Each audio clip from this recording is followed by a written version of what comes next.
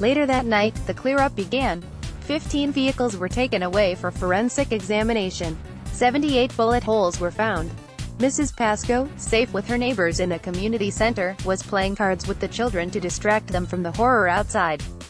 At about 2 o'clock she looked out of the window and saw the bodies from Southview being collected and driven away. Later, police told her they believed her life had been saved by the fact she'd kept her curtains drawn as she pottered about, doing her housework in her nightgown.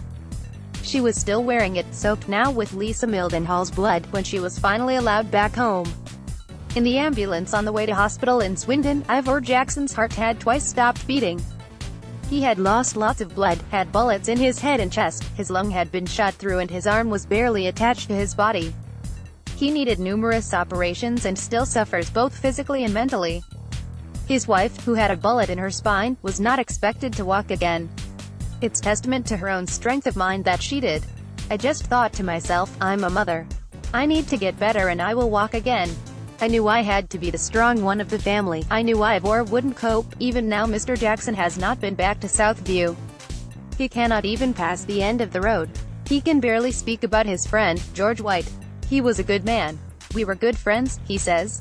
I'll never forget what I saw that day, what happened to him, but I can't tell you. Nothing's been right since. The Jacksons had loved their home on Southview, with its large garden, and were in the process of buying it. But, although the house was cleaned and modernized and made available for them, they could not bear to return. The couple and their 2 grown-up sons now live in a 2-bedroom council house a few streets away. After what happened, lots of people split up, says Ivor Jackson. They couldn't cope. But we've stuck by each other.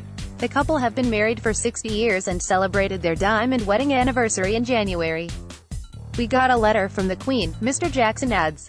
My daughter arranged it. The letter, complete with golden tassel, is still in its recorded delivery envelope and is kept in a basket in the Jacksons' kitchen. They keep meaning to frame it and put it up on the wall.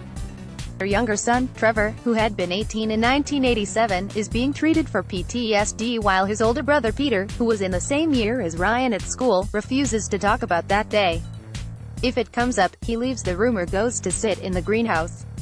Trevor Jackson had first heard of the shootings when a colleague asked, "What's happened to your parents?" He returned to Southview to find bodies on the ground and was asked by police to identify them. Then he and his brother Peter went into their home, released the dogs from the cupboard, and started to clean the blood and glass from their kitchen. As the brothers were cleaning up, a reporter burst in. There was a police guard on the front door, so he had sneaked through the garden and into the house through the back door. Another reporter followed their sister home from the hospital. I just broke down in tears. Press intrusion is something that Jacksons continue to feel very strongly about. They usually hang up if a journalist approaches them and refuse to have their photograph taken in connection with the shooting. Similarly, the Whitings, for years, simply drew their curtains and refused to answer the door. When, in March 1996, Thomas Hamilton shot dead 16 school children and their teacher in the Sterling town of Dunblane, Trevor Wainwright decided to write to the Scottish police. He explained who he was and his experience, and offered sympathy.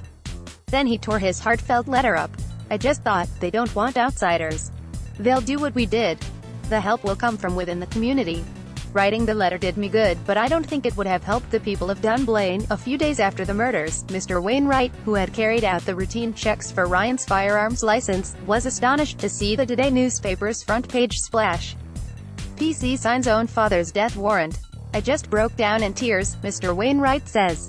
It hit at the heart of my professionalism, of everything I'd ever done for the town. I probably did 3 or 4 of these checks a week. It was just routine. Hungerford is a big shooting area, farmers and gun clubs, and that sort of thing.